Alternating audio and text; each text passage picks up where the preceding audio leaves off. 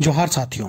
झारखंड में इस साल के आखिर तक विधानसभा के चुनाव होने हैं। इससे पहले सभी दलों की तरफ से चुनावी बिसात बिछाए ही जा रहे हैं कि इधर राज्य की राजनीति में इस बात की काफी चर्चा है कि क्या जेएमएम के वरिष्ठ नेता और पूर्व मुख्यमंत्री चंपई सोरेन बीजेपी का दामन थाम लेंगे। इस मुद्दे पर हालांकि चंपई सोरेन की तरफ से अब तक कोई संकेत नहीं दिए गए हैं। बताया जा रहा है कि चंपई सोरेन सीएम हेमंत सोरेन से काफी नाराज चल रहे हैं।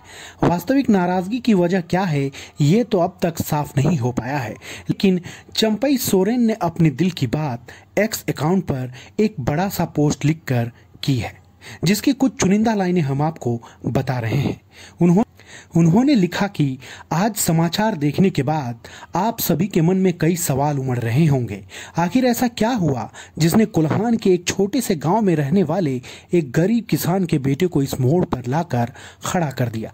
जब सत्ता मिली तब बाबा तिलका मांझी, भगवान बिरसा मुंडा और सिद्धू कान्हू जैसे वीरों को नमन कर राज्य की सेवा करने का संकल्प लिया था। झारखंड का बच्चा बच्चा जानता है कि अपने कार्यकाल के दौरान मैंने कभी भी किसी के साथ ना गलत किया ना होने दिया। पिछले 4 दशकों के अपने बेदाग राजनीतिक सफर में मैं पहली बार भीतर से टूट गया। समझ नहीं आ रहा था कि क्या करूं। 2 दिन तक चुपचाप बैठकर आत्ममंथन करता रहा। पूरे घटनाक्रम में अपनी गलती तलाशता रहा। सत्ता का लोभ रत्ती भर भी नहीं था, लेकिन आत्म सम्मान पर लगी इस चोट को मैं कैसे दिखाता, अपनों द्वारा किए गए दर्द को कहां जाहिर करता। जब वर्षों से पार्टी के केंद्रीय कार्यकारिणी की बैठक नहीं हो रही है और एक तरफा आदेश पारित किए जाते हैं, तो फिर किसके पास जाकर अपनी तकलीफ बताता। इस पार्टी के लिए हमने पूरा जीवन समर्पित कर दिया। इस बीच कई ऐसी अपमानजनक घटनाएं हुई। ऐसी स्थिति में मेरे पास 3 विकल्प हैं। पहला, राजनीति से संन्यास लेना, दूसरा, अपना अलग संगठन खड़ा करना, और तीसरा, इस राह में अगर कोई साथी मिले तो उसके साथ आगे का सफर तय करना। चंपई सोरेन झारखंड के कोल्हान इलाके से आते हैं और उन्हें झारखंड में कोल्हान टाइगर के नाम से भी जाना जाता है। कोल्हान में विधानसभा की 14 सीटें हैं। जमशेदपुर समेत कोल्हान क्षेत्र में इनकी अच्छी पकड़ है। खासकर पोटका, घाटशिला और बहरागोड़ा, ईचागढ़, सरायकेला, खरसावां और पश्चिमी सिंहभूम जिले के विधानसभा क्षेत्रों में इनका मजबूत जनाधार माना जाता है। 2019 के लोकसभा चुनाव में चंपई ने जमशेदपुर संसदीय सीट से चुनाव लड़ा था। आदिवासी बहुल इन क्षेत्रों में संथाल और भूमिज समुदाय ने जामुमो को जमकर समर्थन दिया था।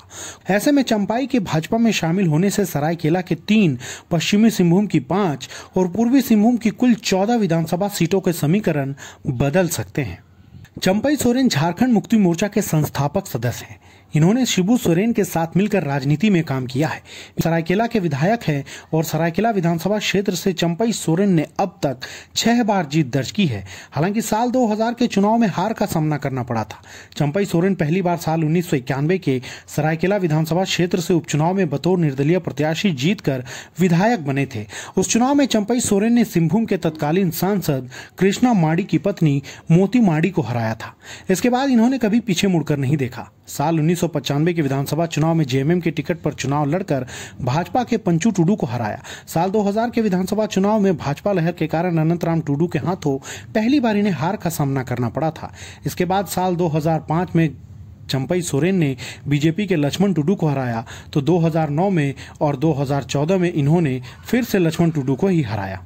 चंपई सोरेन राज्य की अलग अलग सरकारों में कई बार मंत्री रह चुके हैं, लेकिन आपको यह भी बता दें कि विद्युत बरन महतो और अर्जुन मुंडा बीजेपी से पहले जेएमएम में ही थे और ऐसे ही नाराजगी के कारण पार्टी छोड़कर बीजेपी में चले गए और आज बीजेपी के सम्मानित नेताओं में उनकी गिनती होती है। तो वहीं संथाल के कद्दावर नेता साइमन मरांडी और हेमलाल मुर्मू भी जेएमएम छोड़कर गए थे, लेकिन उन्हें उम्मीदों के मुताबिक सफलता नहीं मिली और उन्होंने जेएमएम में घर वापसी कर ली। हालांकि साइमन अब इस दुनिया में नहीं है।